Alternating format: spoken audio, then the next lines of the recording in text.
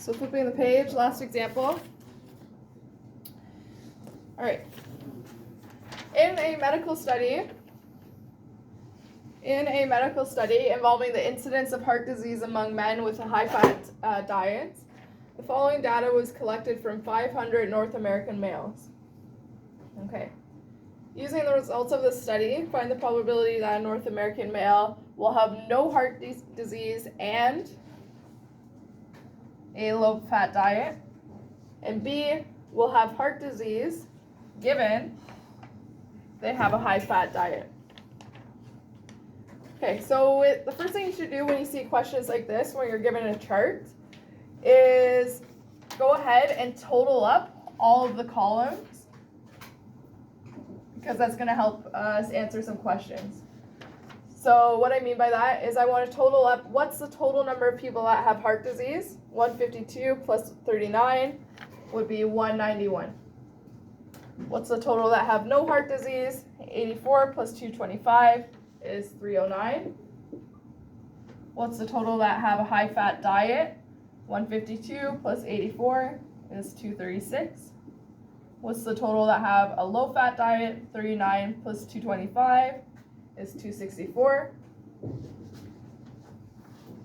All right, and because we surveyed 500 people, this plus this, or this plus this should both equal 500 for your total.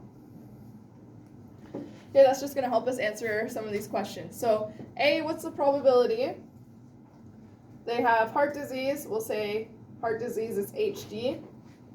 And they have a low-fat diet. We'll say LF for low-fat.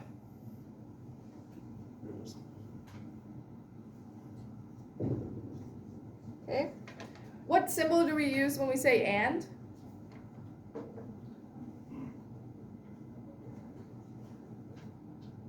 Am I going to do a vertical line, a U, an N? Multiplication. Yeah, it's going to be multiplication, or looking at they're both happening together, right?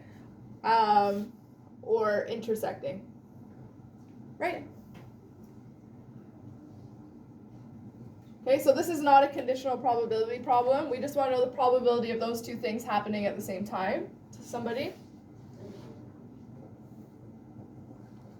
And for this, we can actually just find the number of ways that can happen divided by our total number of outcomes. So we know there's 500 people. 500 people total. All right. And how many have heart disease and a low-fat diet, just by looking at that chart?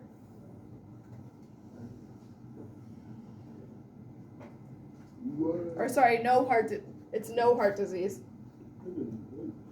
Put an N there, no heart disease and a low-fat diet. On our chart, right, we just read no heart disease, low fat, 225. So there's 225 people out of 500 that have both of those. So this is our probability. Put it in your calculator, you should get 0.45.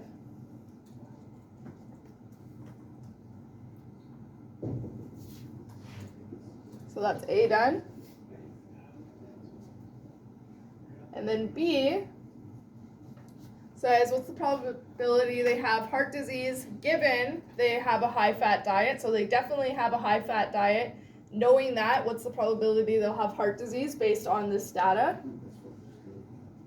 So you say the probability they have HD, heart disease, given, so that vertical line, they have a high-fat diet, HF, equals,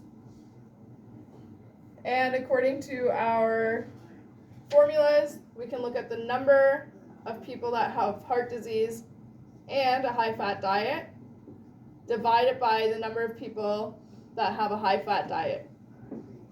The number of people that are in the event after that vertical line, or that we know is happening. Okay, so sub these numbers in, we just look at our chart. So the number of people that have heart disease and a high-fat diet, heart disease and high fat is 152. Divided by the number of people with a high-fat diet, this is where the totals are coming in handy, right? The total number of people with a high-fat diet is 236.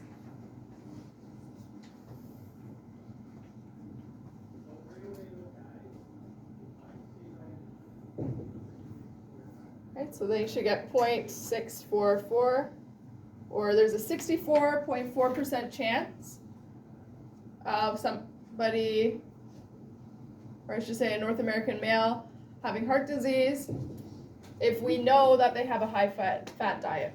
Okay? Any questions? Give me a thumbs up if that's okay. Good? Okay, so you guys have the following practice questions, right? If you want to complete 1 to 6 for me, please.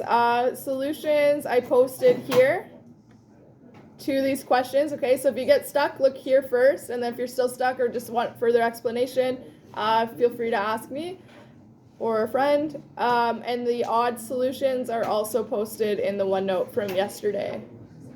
Okay.